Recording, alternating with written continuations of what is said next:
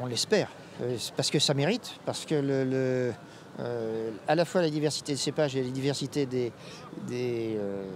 terroirs font que c'est anormal totalement que ces vins soient méconnus. C'est sûr que sur Nantes, on commence à être plus présent.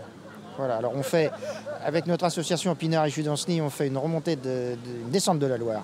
Et on va au quai de Versailles et ça attire des gens. Et nos vins commencent à attirer des gens, des Nantais qui se disent « mais pourquoi on n'a pas goûté avant ?»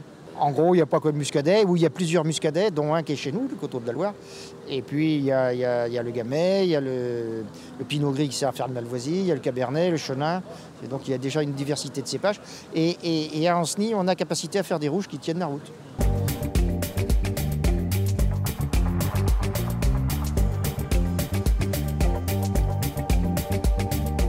On essaye de faire en sorte que la ville de Nantes soit porteuse de son vignoble, comme l'est Dijon, comme l'est Lyon, comme l'est Bordeaux, comme l'est Reims par rapport à son vignoble, quoi. Et donc ça serait pas mal que tous les Nantais soient ambassadeurs de leur vignoble en général et des Coteaux d'Ancenis en particulier. Oh ben, on est une dizaine, c'est relativement restreint, on est une dizaine. Mais en termes d'évolution, la plupart des domaines chez nous sont repris et on n'a pas de déprise viticole. Donc si vous voulez, on a inversé la tendance qui avait été une forte déprise pendant de nombreuses années. Et on a inversé la tendance en attirant des gens.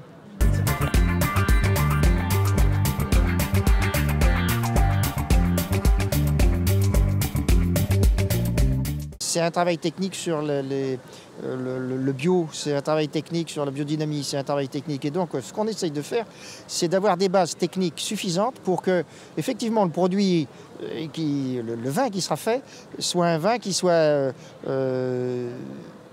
techniquement du côté naturel d'un bon niveau. Et après, on fait du marketing. Mais on commence d'abord par poser la base même de la technique, quoi. Non seulement c'est un vrai levier de développement, je vais répondre en deux fois. D'abord, c'est qu'on aime ça, nous. Faut te dire que, comme les vignerons est le premier consommateur de sa cave, le fait d'avoir du vin qui nous plaît, c'est déjà pas mal. Et puis après, je pense que les gens qui ont goûté au vin nature, au-delà de l'effet mode, on ne revient pas en arrière.